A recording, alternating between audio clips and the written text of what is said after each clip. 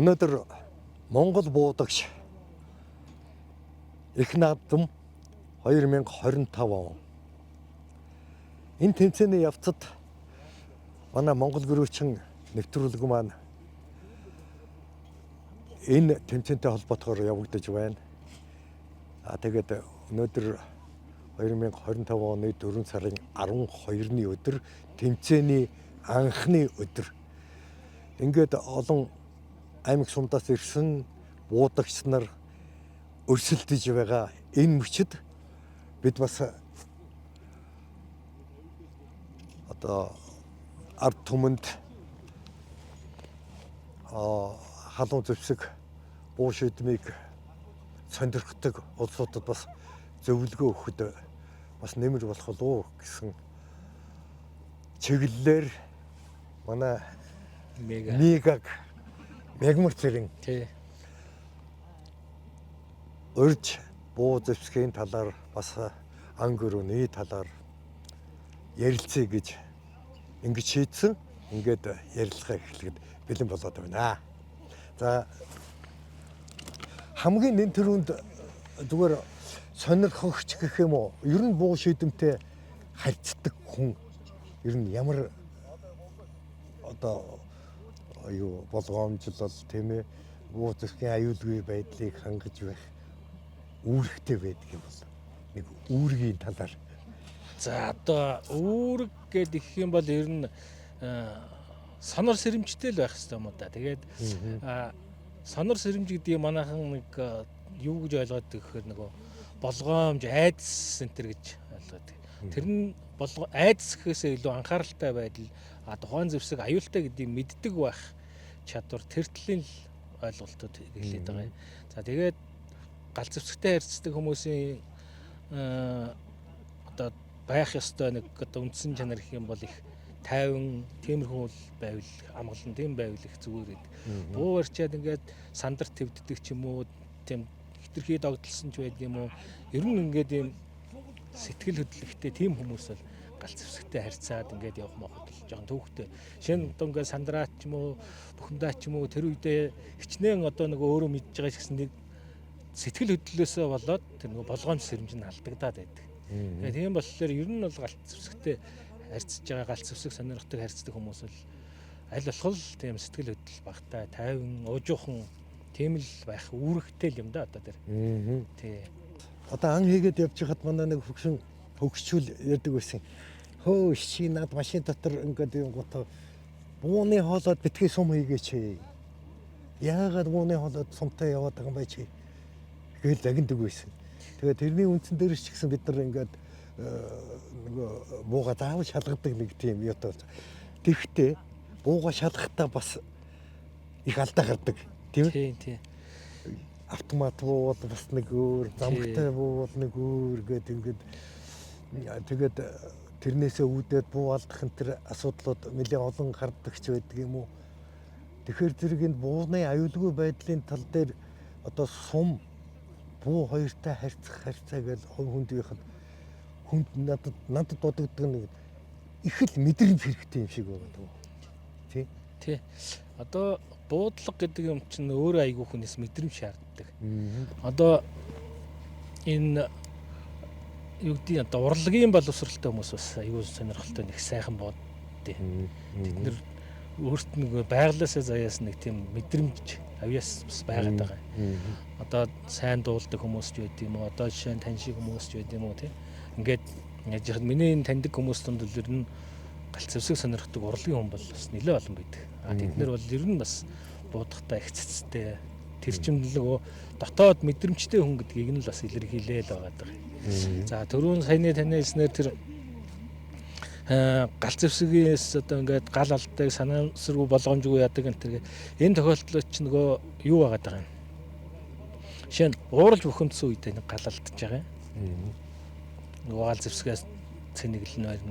За тэгээд сандар твдсэн үедээ нэг гал алдаж байгаа юм. За тэгээд бүр ортос хинэггүй гэж бас нэг гал алдаж байгаа. За тэгээд одоо энэ одоо өөрийгөө ингээд байнга хэн чадхааргүй одоо тэгээ ингээд сэтгэл жоохон хөдөл өндөртэй хүмүүс бол одоо галт зэвсэг хэрвээ сонирхохоор бол хамгийн ихний одоо хийх ёстой юм л ерөөсөө сум боо хоёрыг хизээч нэг дор хэрглэж болохгүй одоо юу гэдэг машинтар аваа явж байхдаа ч гэдэг юм уу энэ тэнд үүрээ явж байхдаа ч гэдэг юм уу тий гэр орондоо байхдаа ч юм уу ингээд ерөөсөл сум боо хоёроо хизээч цуг ингэж оролдож болохгүй. Одоо би ингээд жишээ нь гэртээ бол бууга цэвэрлэх барих үе их гарна л да. Тэгэх чинь бол хизээч тэр бууга гаргаж ирээд оролдож явах үедээ хизээч би сумаа гаргаж ирдэг. Сум далд ингээд байж идэг.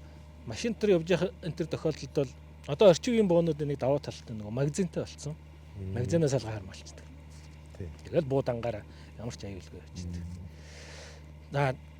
Тэгээд хэрвээ сумаа үзэхээр бол буугаад алдчихсныхээ дараагаар сумаа гаргаж ирдэг. Энэ бол одоо ингээд ерөөсөө хатуу мөрдөг. Тэгээ яг ингээд ерөөсөө буудах моментд л сум буу хоёроо нийлүүлдэг. Одоо би одоо өнөөдөрх ингээд найзуудтайгаа ингээд энд ингээд таньдаг нөхдийг холуулаад ирсэн байна л да. Тэгэл ингээд ярьж яхад бас нэг гал алдах малдах талаар бас л ингээд ярилцчихлаа. Тэгээд хүн хизээ хамгийн их гал алддаг вэ гэхээр яг би ингээ буу мэддэг боллоо, чаддаг боллоо, бууд чаддаг боллоо гэж бардах үед аюух галалтай. Анх буу сонирхож байгаа хүн бол өө энэ ч яста аюултай завсан гэд харьцангуй болгоомжтой байна. Би ингээ буу мэддэг болчлоо гэд ирэхийнхээ алдтал аюу энэггүй нэг мэтгэт ингээд сумаа хийдсэн байдаг. Тэгээ нөгөө сум хийх чинь бас их сонио ингээд банк ингээ хийсээр байгаа нөгөө дадал болцсон, рефлекс болцсон байдаг учраас би ингээ хийж шүү гэж ухамсартайгаар бодлого нэг мэтгэл ингээд гол тэмдэглэл сум хийцэн тэр одоо хээрийн нөхцөлд явж байгаа л тэгж байгаа л тухайн мөчтэй анзаараагүй тэгэл гал алдах юм. Тийм тохиолдолд бол их гардаг. За Монгол хүний сэтгэл зүйн онцлог бол харьцангуй юу бус хүн рүү ер нь бууд галц зэвсэг ер нь чиглүүлдэггүй. Одоо Монгол галц зэвсгийн статистикт унджаар нэг 30-аас 40 юу удаагийн тохиолдол гардаг гэж байна. Тэр нь ерөөсөө санаатай галц зэвсэг ашиглаж хүн амны хэрэг хийдэггүй дандаа л санамсаргүй гал алдсан. Тийм хэрэгүүд л байгаа. Одоо манайхаа ярьдагтай замагтай буу автомат буу гэдэг. Ер нь галын тэр гал алдах тэр юу дээр бол замагтай буу автомат буу хоёрын аль нь илүү ер нь гал алдах магадлал өндөр байдаг. Энэ дээр бас айгүй сони статистик харагдтыг. Яг ингээ гал алдсан юмнууд ингээ харахаар голцоо замагтай буугаар гал алдсан байна. Тэрийг замагтай бууг хүмүүс автомат бууг болохоор нэг буудсны дараагаар дахиад гол төмөртөнд сум байж идэг гэд хүн мэджээдэг учраас илүү болгоомжтой харьцдаг. Тэгээд тоон одоо юу гэдэг утгаараа ингээд аваад үзэх юм бол замагтай буу автомат бууг бол илүү өргөнд тархсан байдаг хүмүүс. Тэгэхээр нөгөө гал алдж байгаа тэр чинь нөгөө зэвсгээсээ биш тухайн хүний нөгөө сэрэмжгүй байдлаас олж гал алдж байгаа учраас хүнд аль зэвсэг нь арай олон байна. Тэр зэвсэг нь арай олон.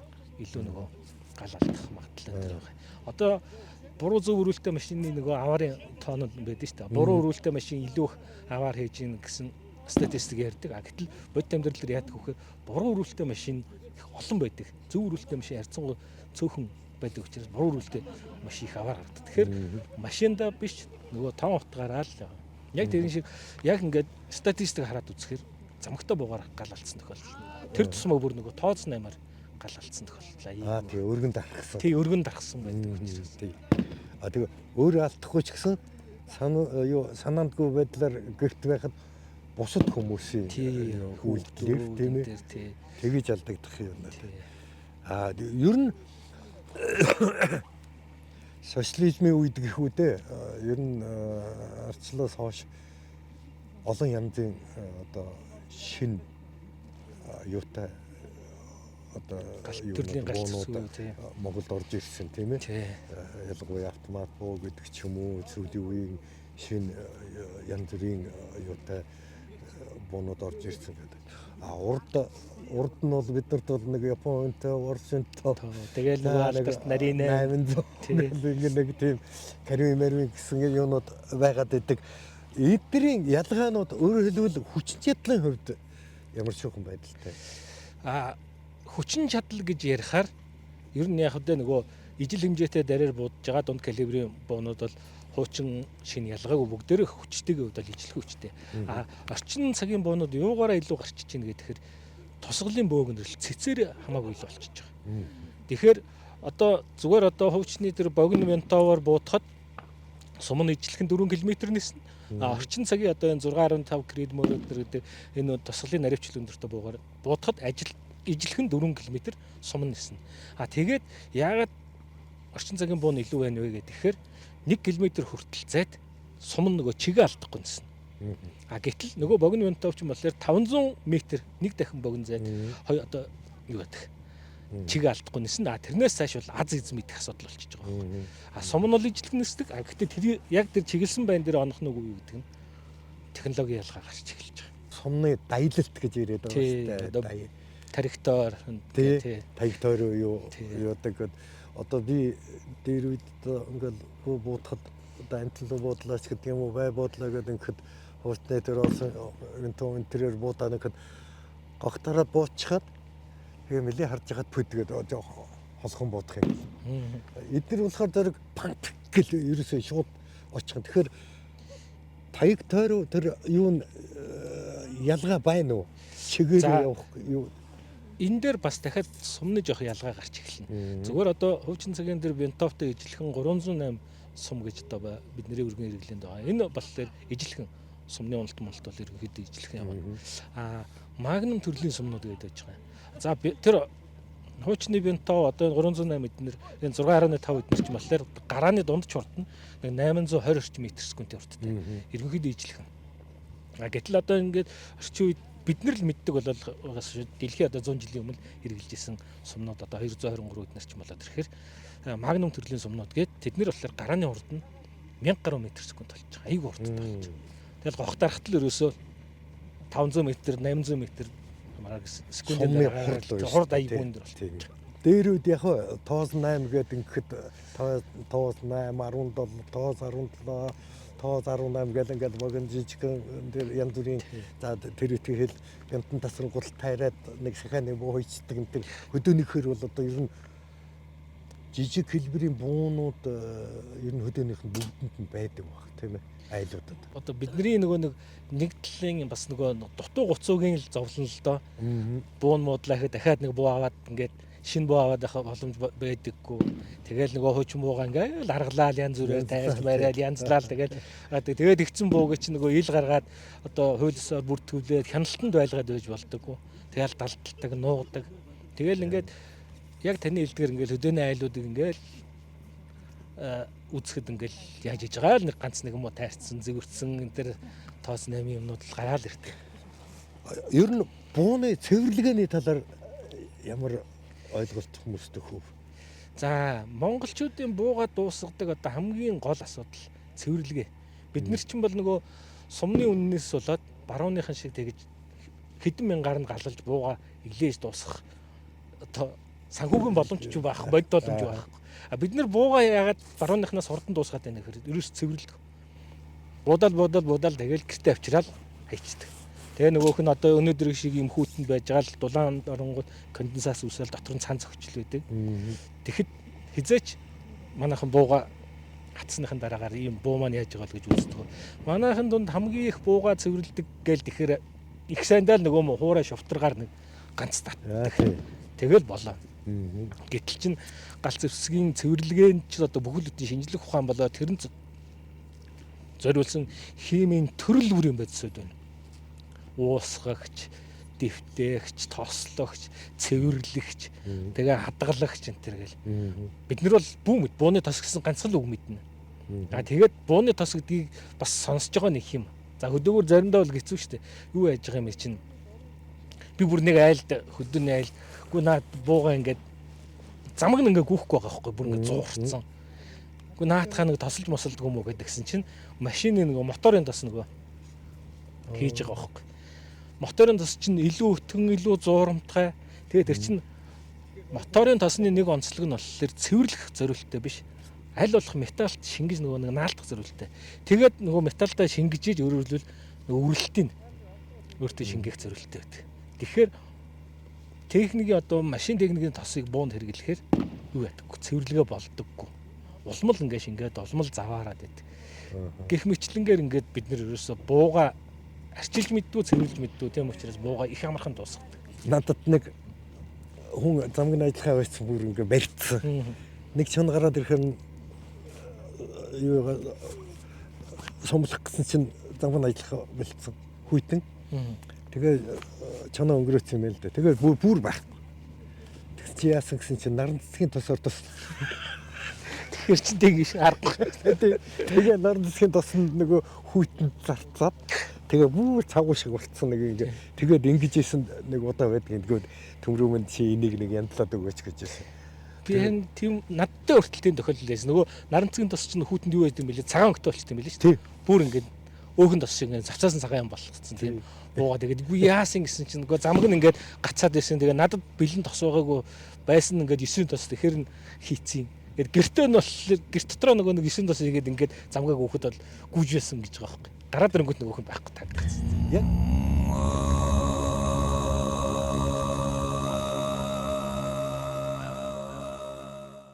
хөдөөнийхэн болохоор буугаа ингээл австрал тавьчихдаг. Бороонд шүүрээд, хүйтэн шүүрээл, сантуулаад, шороо тоос болгоод зэврүүлээд энэ тэр. Тэгвэл буу чинь хамгийн амархан муудаад юм онхоо байгаад дуусах нь байна шүү. Энийг сайн ойлгоорой. Тийм үү? Тий. Одоо манад бол ерөөсөө огт харагдахгүй байгаа юм. Одоо баруунд нөгөө бороскоп гэдэг байхгүй гол төмрөөр шахаадаг. Одоо камер.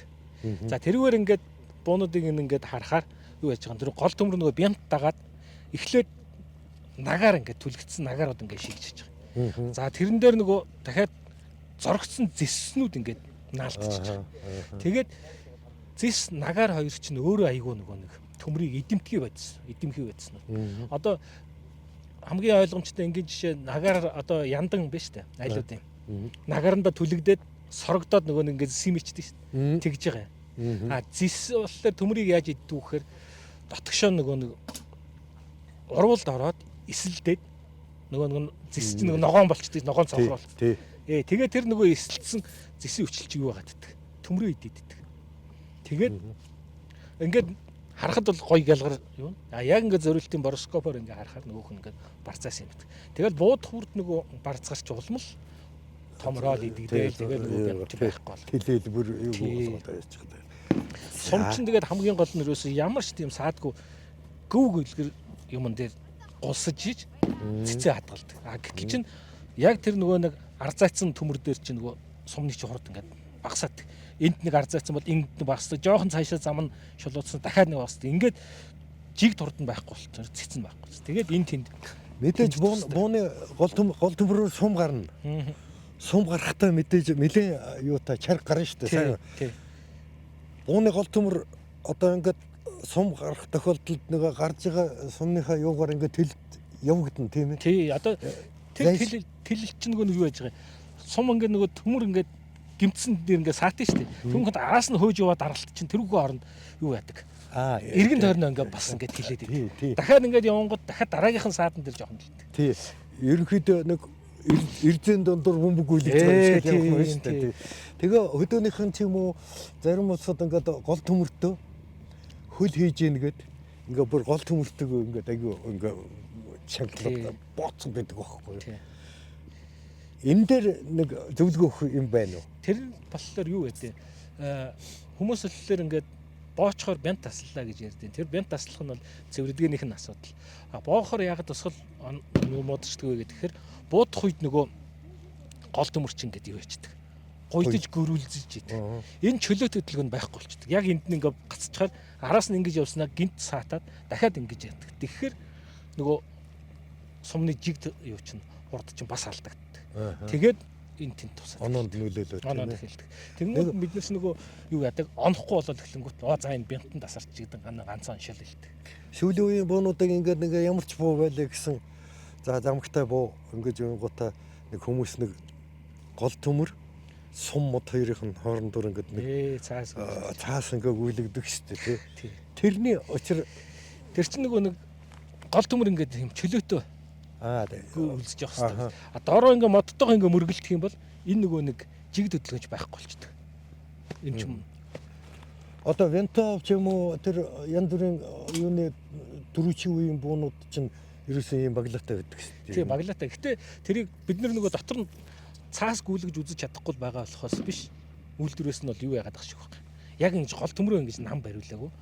Маш тодорхой тий тодорхой юунд зайтай байх нь биш Тий. үү юмдаа. Тэгээд тэр Япон бенточ гэдэг юм уу тэр нөгөө 1900-аад оны ихэнх үед хийжсэн буунууд дандаа нөгөө нэг гол төмөр нь одоо дээгүүрээс ч юм уу гадараач ч юм уу юм битүүн модон мөрөөстэй байдгийн нэг шалтгаан нь бол тэр юу байт юм бэл.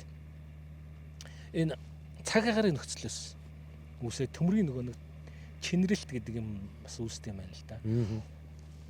Юу яадаг гэсэн гэхээр тэр чин дандаа нөгөө тэр чинь байлдааны буунууд л байсан.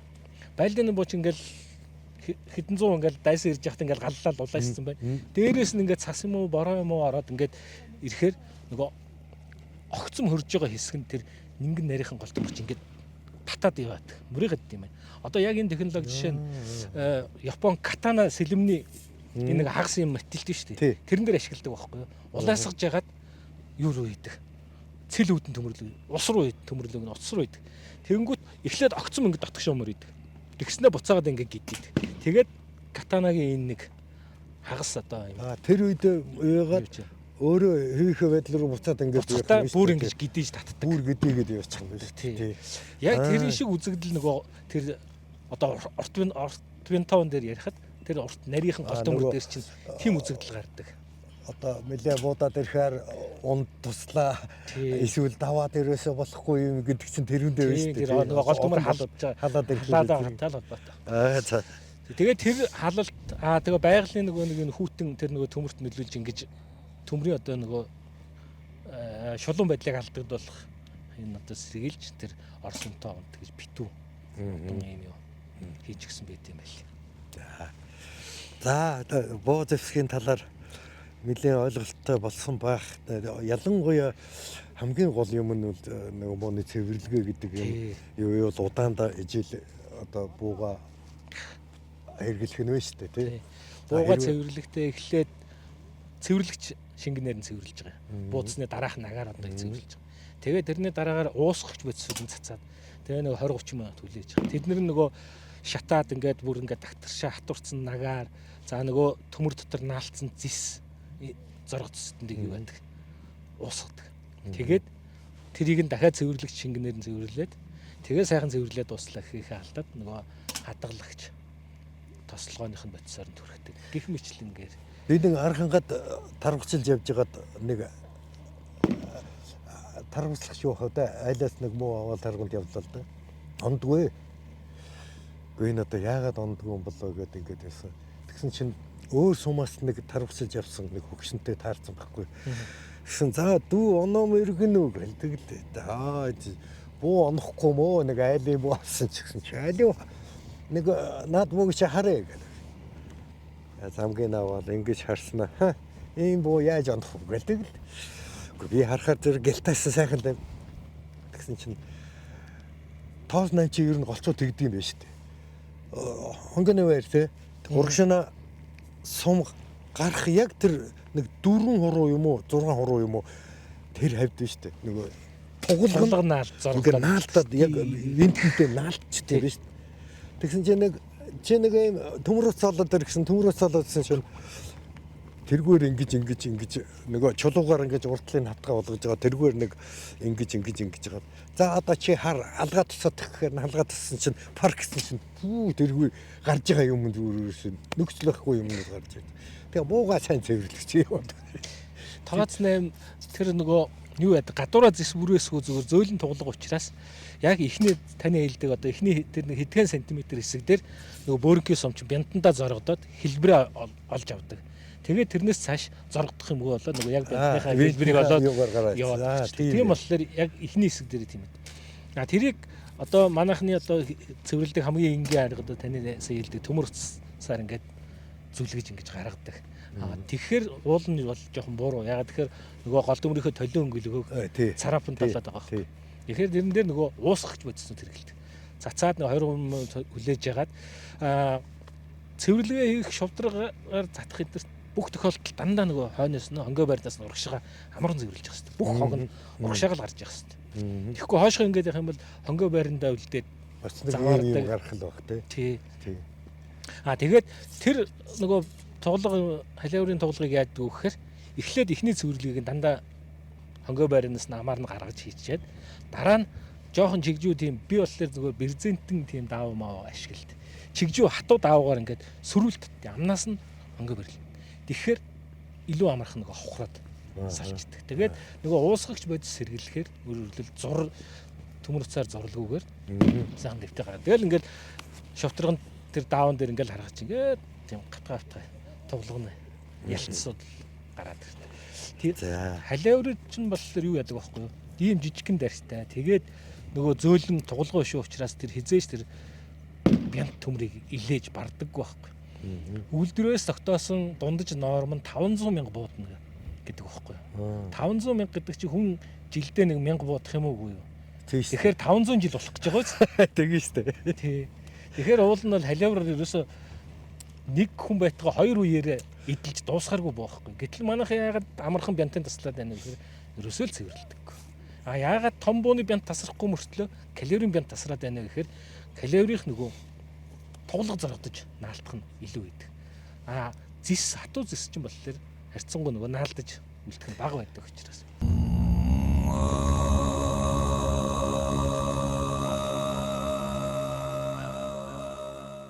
Ангийн тухай ярина. Тий. Өөрөө ямар буутай? За би одоогоор 3 буутай байгаа. Нэгтээ гуруулаад хийх. Нэг нь одоо 22 илээр гэж одоо бид нэр ярьдаг болчиход байгаа нөгөө халиавар. За тэгээд TK-гийн бас 6.5 Creedmoor сумтай CTR гэж нэг загвар байгаа. За тэгээд 308 сумтай Compact Light гэсэн бас нэг загвар юм байгаа. Ер нь ангөрөө бол хаагур хийдэг.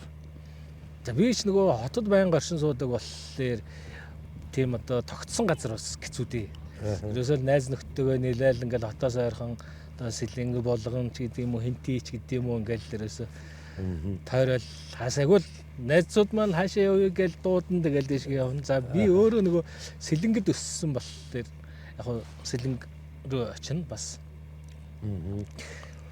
За сэлэнгийн юу ард толбыг мэдэн шүү дээ бүрэнгийн нөрөө. Тий. Тэргээр хасчихсан юм. Би тэгэж нөгөө гахаа махаа энэ төр гэдэг юм уу нөгөө яг намайг ингээ буу үүрэгтэй болохын алдад чинь 90 он гараад тэр нөгөө хүмүүс яг миний нөгөө нэг мэддэг байсан үе миний баг байсан үе шиг нөгөө нэг мундаг тэр нэг гахааны араас олон хоног өрөөлдөг байдгаас тэр юунууд бас жоохон байхгүй болцсон байсан. Тэгээд би чинь зүгээр юу ингээл чон манай нутагч борг өрөөс чон ихтэй. Тэгээд тэднэрийгээ жоохон хөцөлдөг байж байгаа. Тэгээ нөгөө хотод ингээд ирээд ажил төрөлтөө болсноос хойш бас тэгж явж чадхаа байсан. Яг гоо булган болгонд л ингээд хаяа очиод нэг 7-8 хоног энэ төр гахаанд явна. Одоо гахаанд явлаа гэд бодоход над бол бодогдгийн хамгийн оновчтой илүү ажтайхан гөрөө морин гөрөө. Тий. Морин гөрөө л их зүгээр юм шиг санагдаа. Дээр үед бол ганцаараа энэ төр явдаг л байсан юм нэ магур ингээл явцдаг. Тэгээд явган гөрөө морин гөрөө л илүү их сонирхолтой. Тий. Амтнаа олгоч тэрийг агнах ч гэсэн тийм илүү тактик илүү байдаг юм шиг байна. Нэг одоо нэг машинтай гэрэл тавиад юм уу одоо сүүлийн үед ч одоо нөгөө термалаар бууддаг болцсон болоход хүмүүс чинь тэгээд машинаас буухгүй шахгүй явдаг юм шиг тэгдэг бас. Тэгэхээр зэрэг над бол тиймэрхүү хэлбэрээр юу ч гэсэн дурлцсан улсууд чухамдаа нэг анги өрөө ховрдоод байна. Амархан болоод байна энэ тэр ядаргаа баг. Одоо бүр буугаад авахгүй болтлоо мөлхөд яваад гэртээ очичхад 2-3 хүн хончхад нэг сайхан санагдаад илгээл ямар санагддаг юм шиг үдээ тий. Би чинь бол яг өсвөр наснда гэх юм уу нэг 15-6 тагаас эхлээд хөдөө нөгөө суманд төссөн тэгээд суманд байхдаа бас гөрөнд ингээл явна. Энэ 15-6 та хүүхдэд ямар амирхан машин унаа олдох тэгэл морь унаал явна. Би нэг хөгшин саарл морьтой байдаг гэсэн. Нөгөө саарл морь маань бас байгалийн зүс дагуу учраас их аятайхан. Тэгэл морьтой ингээд явж яхад ер нь баргийн амтны хажууд чимээгүүд очиждаг. Тий. Тэгээд их аятайхан тэгээд яд байсан. Тэгээд яг таны хэлдэг нөгөө би чи морин тос тийм сүрхэн мундаг биш л дээ. Тэгээд өдөржин ингээл явж яваал ингээл ороо ингээл 2 цав холгоол ингээл өгөхгүй шахсан. За боли өстө турж өгөх гэж байгаа биш та нэр. Тэгэл гэртээ ирэл 2 3 хоног унтчаал тэгэл дахиад ингээл за явах юмсан ингээл догдлоод өрвэж яддаг. Тэгээд тэгж явж байгаа би одоо шинэ сүүл тэгэл хотод ирснэхээ дараа ингээл хөдөө гарч чадахгүй хэд хоногоор ч бүр давчтай дунд. Тэгэл цонхоороо ингээл дурандаа л ингээл зогсоод анхны цас орохоор яаж тэгэл догдлоо. За одоо ингээл яа. Тэгэл нөгөө найзууд майзууд чинь юу байна? Уруу татна. Юу бодож чинь гэгэлж чинь өнтер гээл тэгээд өө сензэн бодхол юм байна штэ гээл. Тэгэл нийлж аваад гараад явдаг. Тийм байсан. Ер нь гахаа агинжсэн үү? Агинжсэн. Ер нь одоо ингээд хүмүүст ингээд сонирхуулахад ингээд нэг газрын юм уу хадны гахаа, самрын гахаа, зэгсний гахаа гэдэг байдаг штэ тийм ээ. Тэр ерөнхийдөө идэж ууж агинжсэн үү? Тий. Одоо яг тэд нар чинь ингээд хүмүүс болохоор ингээд яадаг байхгүй гаднаас нь харахад гахаал бол гахаа биш тэл гээл яадаг. Гэтэл яг ингээд идээд ирэхээр иддэг өв сургамлаасаа болоод тэр нөгөө гахаа болгон чи өөр амттай. Одоо шинэ самрын гахаанд бол бид нэр их дуртай. Гоё. Тэгээд тос нь ингээл өөх нь ингээл самар амтагдаал ордог гээл. Тэгсэн мөртлөө одоо нөгөө пойлны нөгөө гахаа гэж шорооны гахаа. Тий, шорооны гахаа. Нэг жоох амт муутай. Тий. Яг тэр шиг таруу бас нэг тиймэрхүү. Зарим нутгийн таруу бол их дайжгүй. Зарим нь болохоор их улбгаар амттай. Тий. Сүүлийн үед ер нь би юусан сүүлийн үед ер нь хүн амтан ховрдод өрхөөрэ давж явуулдаг юм уу да. Яг тэгэхээр том цулын сурчилж ялаад ер нь нэг жоохон тийм хуучин чи өчнөө олон юу байлаа шүү дээ. Одоо үдээ юм уу нэгчгэлөө таргуун тийм ээ. Тэгэл бүрх гээд ирэхээр тэр их том нох шиг зүгээр юутай хондоо нэг чагталсан юутай гэдэг үлээ юу вэ? Гахаа махаа ч гэсэн тийм гэдэг. Тэгээд одооны ингээд тарав гээл ингээд багадаа явж исэн таргунд явж исэн газруудаар ингээд их давч жижигхэн таргунууд ихтэй болцсон. Чонд гэхэд ерөнхийдөө нэг тийм койот маягийн болцсон тийм ээ. Одоо харин энэ жил чон ингээд өсөөд ирсэн чинь том чоннууд их байна. Тийм. Наа ч болохоор юу яагаад байгаа юм бэлээ. Зүгээр миний бодол шүү. Агнаад ингээд цөөрөөд ингээд ирэхээр өөрөөр хэлбэл нөгөө тухайн одоо юу гэдэг таргууны биеийг үүсэж томрох хугацаа олохгүй баг шүү. Яг үнэ. Нэг таргуу одоо юу гэдэг ингээд нэг 7-8 наслаад нэг 10 битан шиг бандаас юм болох ёстой байтал чинь тэгж чаддгүй нэг 4-5 үрэл нохолдол. Тэгэхээр чинь ингээд нийтлэгээрээ нэг тийм 4-5 настай таргунууд гээл ирэхээр чинь тийм давжаад байх юм байна. Чон бол бас яг нэг тиймэрхүү сая нэг хэсэг юу ялаа шүү дээ нөгөө хятад руу чон гаргадаг энэ төр байх үед их агнала. Тэр үед бол чон бол жоохон юу болцсон байсан шүү хавчиг болцсон шүү. Тэгээ корона ч гэдэг юм уу ингээд нэг 5-6 жил ингээд чон агнах нь ингээд болоод ирсэн чинь нөгөө чон өсөөд бие гүйцэд эхэлж байгаа хөө. Яг бие гүйцэхтэй. Тий, одоо ингээд сая сүүл ингээд найз нөхдийн маань агнсан энэ чоннуудыг ингээд яхтал ер нь бяруу шиг чон бол бас 2-3 бас байна. Сая нөгөө намар хинтэйгээр явлаа л да чонд яваад байсан. Тэгсэн хүн онцгой том чон байна. Тэр шиг бол одоо бие гүйцээд бүр ингээд өцсөн биш үү. Яг л тэр арга л да хүн юун дээрээс нь өсөөгөө дөнгөж насранд хүрэх гэж өсвөр насндаа юу гэж хатал бодоод алаад айддаг гэдэг ч юм уу. Тийм юунод ангийн юунуудад гарах юм байна. Тэгээд энэ бууг одоо нэг хэсэг аллаа шүү дээ. Тэгэн гутал тэнд юу ихтэл сайхан 12 салаа, 14 салаа, 16 салаа тэр бомц байхгүй. Одоо намайг баг байхад үлгэрт 14 салаа 24 салаа өртөө бууг энэ гэж үлгэр байдаг байсан шүү дээ.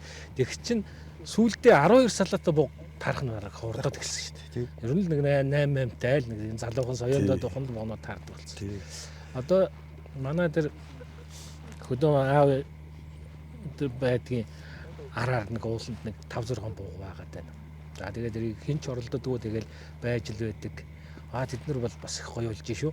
Гоё яргэл болж байгаа. Яргэл болж энэ өвөл би бас тэргээр алхаж яваад нөгөөдөлдөө таарад ингээд дорндоо жаал суулаа. Тэг чин бол бас хоёр нь бол их сайхан яргэл болцсон байна. Ивэр нь бол бүр их мундаг том ивэрнүүтэй болцсон байна. Тэг чин одоо нэлээ 10 хэдэн жилийн өмнө ч гэдэм үү тийм том ивэртэй богоор нь таардгүй байсан шүү дээ. Харин тий. Ер нь голцоо бол тэгэл нэг 10 салаатай юм тааруул одоо их юм тийм ээ. Тэгэл юу яадаг гэсэн. Одоо харин овоо үржээд юу байсан хүмүүс шалхаа байж тээ. Тэгтэл хуучин социализмын үе чинь нэг юу яана гэж боддог шүү дээ. Нэг тэнцвэрийн юу яадаг нэг хөгшин бугнууд нь нэг залуучууд ойртуулахгүй согоондоо тэгээд өөрөө хэлтүүлж чадахгүй тэрнээс үүдээд бас сүргийн бүтэц доошоо болдог энэ төр гэж ярьдаг. Одоо янгэр ч юм уу аргал ч юм уу тийм байдаг байсан энэ төр гэж ярьдаг юм л.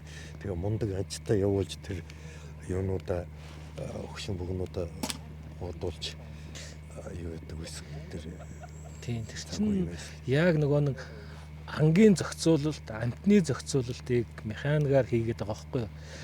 Тэгэхээр өөрөлдөл өвчтөө муу доройч гэдэг юм уу тэднийг ингээд агнж бүгнаад нөгөө сүргээ ингээд цэвэрлээд одоо би жоохон харамсаадаг байхгүй. Манайд нөгөө ангийн аж ахуй байгуулад амтан гэж агнаж болдог тийм аж ахуй байгуулж болохгүй байгаа нэг жоохон харамсалтай байна. Зүүн Европын орнуудад одоо жишээ нь тийм ангийн аж ахуйнууд их байгуулдаг. Манайд ангийн аж ахуй ямар зорилгоор байгуулдаг гэхээр зүгээр олон тоотой болгохын тулд амтан одоо хашиж өсгөж үржүүлж болно гэж. Агнахын тулд амтан гэж аж ахуйгаар өсгөхгүй гэж байгаа. Гэтэл хинч агнахгүй бол хинт ч ашиг өгөхгүй бол хинч ашиг сонирхлыг татахгүй бол өөрөөр хинч тэр амтныг олон болгоё гэж өсгөж яах. Ямар ч юу байхгүй. Хүсэлгүй. Гэтэл чин зүүн Европын орнууд болохоор тэр ангийн аж ахуйнууд яаж юм гэхээр жилдээ 2 сая бор өрөөс агнаад байхад л өсөд байгаа юм. Нэр чинь нөгөө муудыг ягаал тэгээд аль болох олон хүнд ягнуулж аль болох их мөнгө олохын тулд аль болох ихээр нь өсөж байгаа юм. Тэр хэрээрээ л нөгөө байга мундаг зохицуулт хийж шүү дээ. Тий, айгүй мундаг зохицуулт. Одоо жишээ нь би ингээд бичлэг юм хүмүүс ингээд үзэж яхад тэр аж ахуй одоо юу гэдэг зааварлагч юм уу тийм хүмүүс нь ингээд яаж байгаа байхгүй юу? Ирсэн гахаануудаас ингээд тэрийг нь агна гэж. Тэгээ харахад бол дандаа нэг тийм хавчиг одоо тэгээд жижиг юмнуудыг нь агнуулж байгаа байхгүй. Тэгэхээр нөгөө сүрэг дараа нь эрүүл бүтэн дахиад цаашгаа илүү өсөж үржих боломжтой нэг одоо юу гэдгийг цусаар хэтэлт байхгүй болно гэсэн үг шүү дээ. Тий.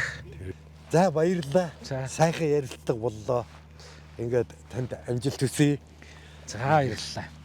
Хүмүүс одоо телевиз үзэж байгаа хүмүүс маань их сонирхож юу байгаа бах. Тэгээд та бүхэнд амжилт хүсье. Бууз засгийн талаар ан өрөөний талаар ойлгомжтой ярилцлага өгсөн мегада баярлалаа. За.